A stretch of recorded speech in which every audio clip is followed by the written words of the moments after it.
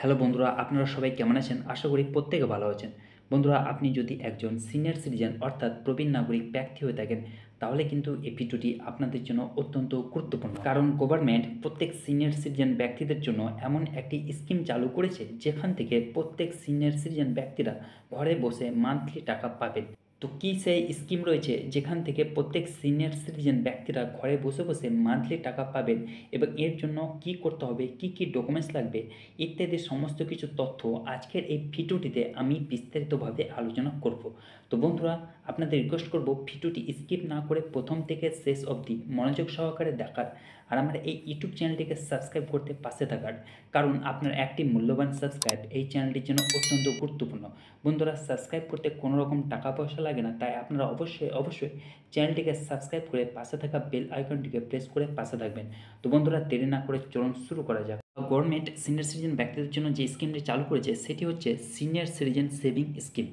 এটি হলো একটি সরকার সমর্থিত সঞ্চয় পরিকল্পনা যা ভারতের সিনিয়র নাগরিকদের জন্য তৈরি করা হয়েছে, যা একটি স্থির আয়ের প্রবাহ এবং কর সুবিধা প্রদান করে থাকে। তো এর বিস্তারিত তথ্য চলুন দেখে নেই। প্রথমত হচ্ছে যোগ্যতার মানদণ্ড। 60 বছর বা তার বেশি বয়সী প্রবীণ নাগরিক হতে হবে। 55 বা 60 বছরের মধ্যে বয়সী ব্যক্তি যারা অবসরকালীন অবসর বা স্বেচ্ছাসেবক অবসর প্রকল্পের অধীনে অবসর গ্রহণ করেছেন তারাও কিন্তু যোগ্য। তারপর যারা 50 বছরের বেশি কিন্তু 60 বছরের কম বয়সী অবসরপ্রাপ্ত প্রতিরক্ষা কর্মী তারাও কিন্তু সিনিয়র সিটিজেন সেভিং স্কিমের জন্য যোগ্য। তারপর হচ্ছে এই স্কিমের দ্বারা আপনারা কী কী সুবিধা পাবেন। প্রথমত হচ্ছে উচ্চ সুদের হার, বার্ষিক 8.2% ত্রৈমাসিক চক্রবৃদ্ধির সুবিধা রয়েছে। তারপর হচ্ছে যে কর সুবিধা, আয়কর আইনের ধারা 80C এর অধীনে 1.5 লক্ষ টাকা পর্যন্ত বিনিয়োগ কর কর্তনের জন্য যোগ্য। তারপর হচ্ছে যে গ্যারেন্টিযুক্ত return, senior citizen saving scheme নিশ্চিত রিটার্ন প্রদান করে, যা এটিকে একটি নিরাপদ বিনিয়োগ বিকল্প করে তোলে। তারপর হচ্ছে যে নিয়মিত আয়, সুদ ত্রৈমাসিক ভিত্তিতে জমা হয়, যা একটি নিয়মিত আয়ের ধারা প্রদান করে থাকে। তারপর হচ্ছে যে বিনিয়োগের বিবরণ।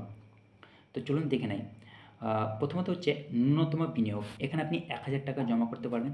তারপর হচ্ছে সর্বোচ্চ বিনিয়োগ 30 লক্ষ টাকা পর্যন্ত জমা করা যাবে। মেয়াদ 5 বছর অথবা 3 বছর বাড়ানো যাবে। তারপর হচ্ছে যে অ্যাকাউন্টের ধরন অর্থাৎ বিকল্প। প্রথমত যে ব্যক্তিগত অ্যাকাউন্ট খোলা যাবে একজন প্রবীণ নাগরিকের দ্বারা। তারপর হচ্ছে যে যৌথ অ্যাকাউন্ট অর্থাৎ জয়েন্ট অ্যাকাউন্ট স্বামী অথবা স্ত্রীর সাথে যৌথভাবে খোলা যেতে পারে। তারপর হচ্ছে যে এই সিনিয়র সিটিজেন সেভিং স্কিম করার জন্য আপনার প্রয়োজনীয় কাগজপত্র কী লাগবে।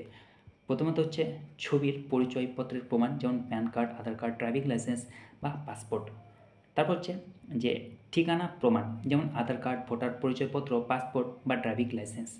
তারপর হচ্ছে যে বয়সের প্রমাণপত্র, যেমন প্যান কার্ড অথবা আধার কার্ড। তারপর হচ্ছে যে এই সিনিয়র সিটিজেন সেভিং স্কিমের মূল বৈশিষ্ট্য কী, চলুন দেখে নেই। প্রথমত হচ্ছে নিরাপদ বিনিয়োগ।